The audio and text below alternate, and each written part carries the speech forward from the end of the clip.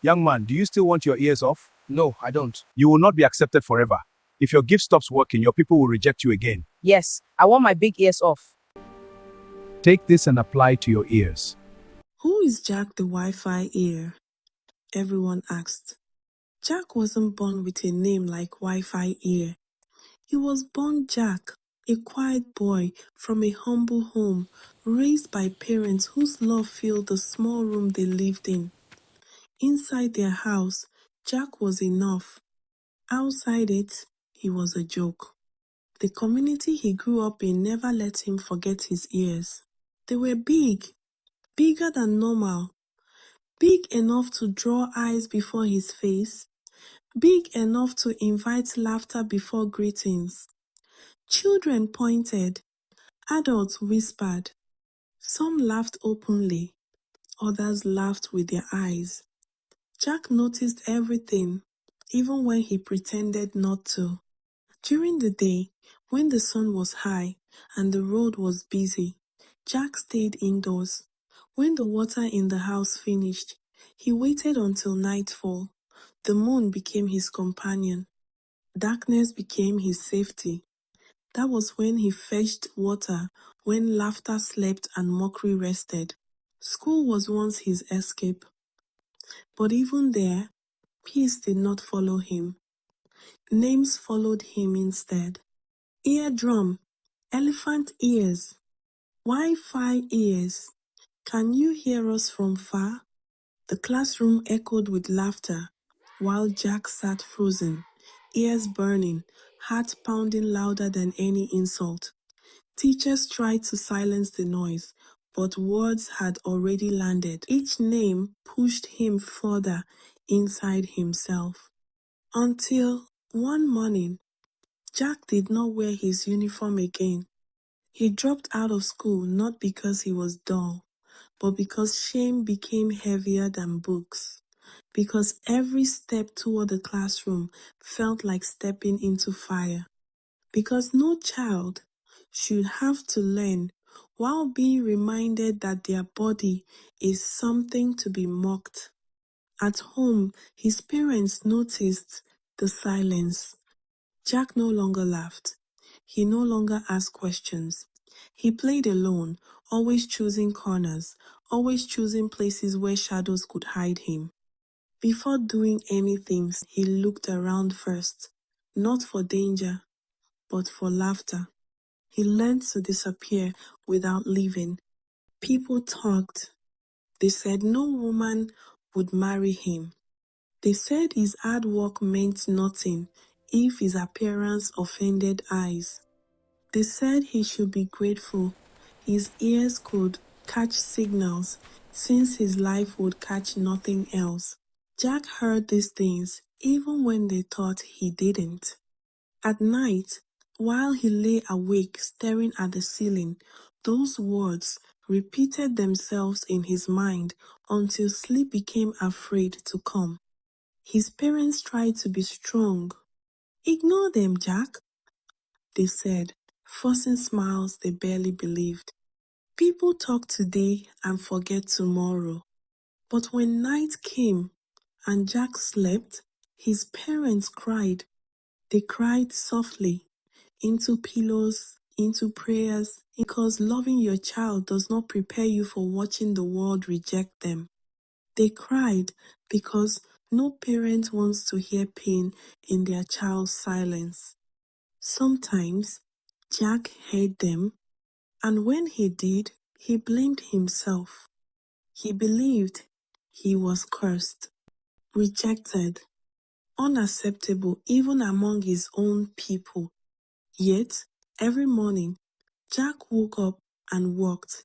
He helped his parents. He carried loads heavier than his heart. He kept going, not because life was kind, but because stopping felt worse. Still, he hid his dreams under silence. But sometimes, when Jack stood alone under the night sky, holding a bucket of water, he touched his ears gently, almost respectfully, as if they carried a story even he did not yet understand. And deep inside him, a quiet question kept growing. What if these ears are not a curse? What if they were never meant to shame me? But somewhere beneath the long nights and quiet tears, something unseen was forming. As Jack grew a little older, the mockery did not stop. Time passed, but the laughter remained the same sharp, careless, and constant. If anything, it grew louder, as if people believed age should have fixed what they called a problem. Jack tried to stand taller, tried to ignore the voices, but every stare reminded him that he was still not accepted. One night, when the village slept and the air was heavy with silence, Jack made a decision. He sat alone, listening to the sound of insects and distant dogs barking, and spoke quietly to himself. Since my own people won't accept me, he whispered, I will go far away and start a new life, somewhere I can breathe. That night, he told his parents. They did not shout, they did not argue. They already knew this day would come. His mother held his hands and cried the way only a mother who feels helpless can cry. His father tried to be strong, but his voice broke during prayer. They prayed over Jack, long prayers filled with tears, hope, and fear. When morning came, they waved him goodbye, not knowing if they would ever see him again. Jack walked away without looking back, because he knew if he did, his feet would refuse to move. His first stop was Adomla village, a place known for its beautiful people and open land. From a distance, it looked peaceful. Jack's heart lifted for a moment. Maybe this place will be different, he thought. But the moment people saw him, the laughter returned, pointing fingers, covering mouths, the same old sound. Fear grabbed him. Shame followed. Jack ran. He ran through a thick bush, branches scratching his skin, his breath uneven, his heart pounding with the same old question, why me? He did not know how long he ran until he found himself standing before a small house. Inside sat a man without legs. The man looked up calmly and asked, Where are you going, young man? Jack hesitated, then everything poured out. He spoke of the mockery, the names, the rejection, the reason he left his home. When he finished, the man laughed loud and full, not mocking, but surprising. I was born like this, the man said, tapping the place where his legs should have been. At first, I was in your shoes. I was hidden, pitied, forgotten. He paused, then smiled. But now I am useful. Everyone knows that my presence keeps thieves away. My sitting at home protects this neighborhood. I matter now. He looked at Jack closely. Go back. Be useful to your people. If only I had what you have. The words hit Jack's heart, but they did not stop his feet. Without replying, Jack thanked him and continued his journey. The second town was quieter. There, Jack met a beautiful lady standing near the water. When she saw him, she smiled, not the smile of curiosity, not the smile of mockery, but a warm one. She welcomed him and offered him rest. Then she asked gently, Young man, what is your mission here? For the second time, Jack told his story. This time, his voice was calmer, but heavier. You are the first person, he said softly, to welcome me without judging my ears. The lady laughed, but not unkindly. If only you know who I am, she said. I am half human and half mermaid. Jack stared in disbelief. I was not accepted at first. She continued. People feared me, rejected me, but now they know how useful I am. I save fishermen when they drown. I guide them when the sea is angry. She stepped closer and said gently, Go back and be useful to your people. No, he replied quietly. They refused me. She looked at him with something close to sadness. If only I had what you have. Her words echoed in Jack's mind as he walked away. Two places, two strangers, the same message.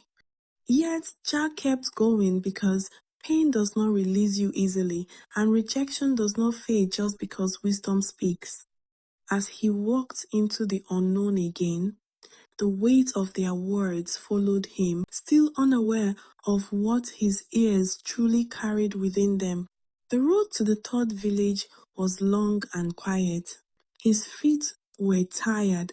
When he met a pastor sitting under a large tree by the roadside, he stopped. The pastor looked at him kindly and asked, My son, why does your face carry so much sorrow? And once again, Jack told his story. He spoke about his ears, the mockery, the names, the running, the rejection. He spoke about the man without legs, about the mermaid woman, about how both of them told him the same thing. When he finished, the pastor nodded slowly.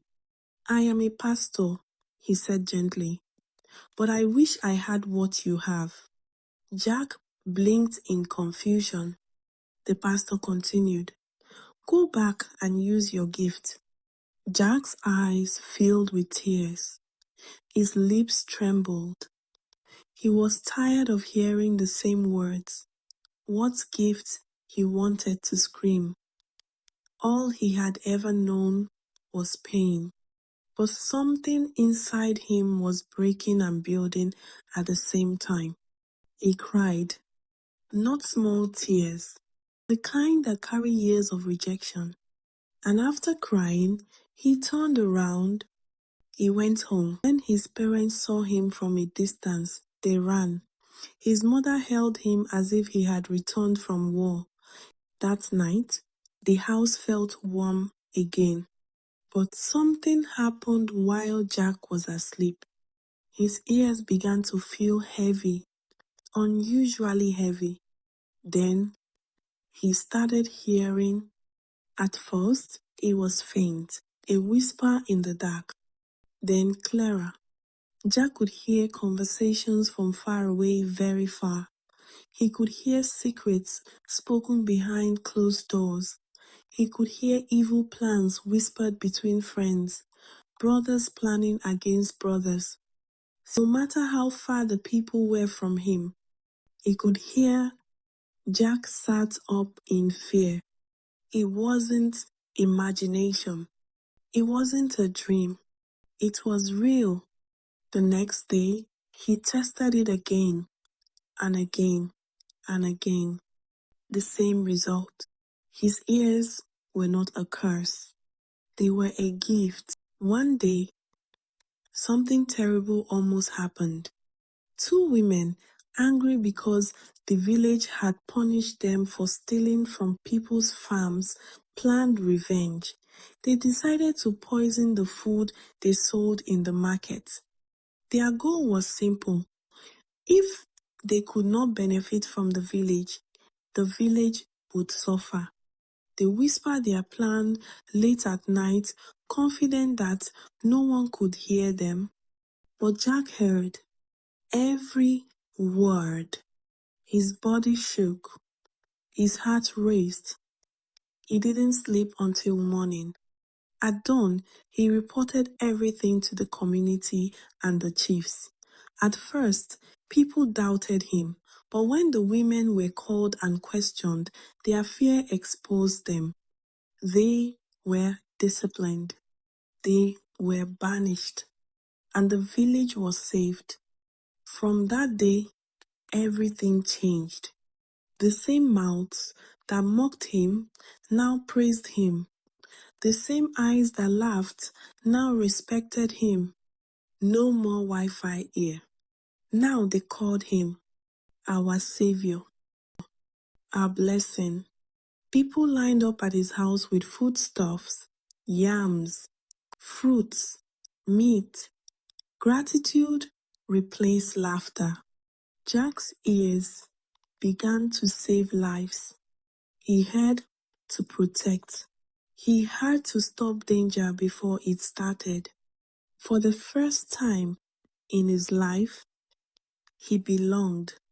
But one afternoon, Jack went to the stream to fetch water.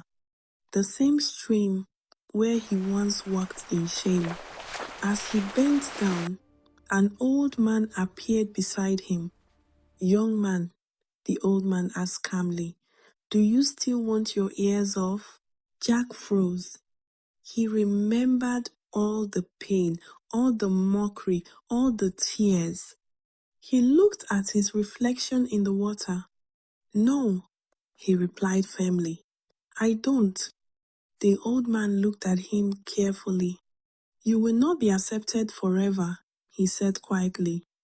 "If your gift stops working, your people will reject you again." The words pierced him. Jack paused. He thought about the praise, the food. What if one day he could no longer hear? Would the laughter return? Fear slowly replaced confidence.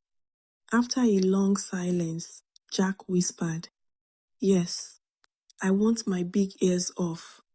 The old man took out a small liquid substance and handed it to him. "Apply it," he said. Without hesitation, without thinking deeply, Jack applied it to his ears. Immediately, the old man vanished into thin air. Jack stumbled back in shock. He rushed to the water to see his reflection. His ears were small, normal. He smiled. He laughed. For the first time in his life, he looked like everyone else. He ran home with excitement. But when he arrived, silence greeted him. People stared, not with laughter, but with disappointment, confusion, fear. Jack tried to listen. Nothing. No hidden conversations. No secrets. Only silence. His gift was gone. The village that once depended on him slowly stepped back. People who once queued at his door no longer came. The food stopped. The praises stopped. Jack realized something painful. They had accepted his gift, but not him. Tears filled his eyes as understanding crushed his heart. He ran back to the stream. "Old man!" he shouted. No answer. He searched everywhere. No sign. He fell to his knees and cried, not because his ears were small, but because he had traded his purpose for approval. And that was how Jack lost his gift and the dream of his people itself. From that day, the village became ordinary again. No early warnings, no secret exposure. Jack lived among them, normal, accepted, but empty. And sometimes at night, when the wind blows softly through the village, he touches his ears and wonders what would have happened if he had kept them.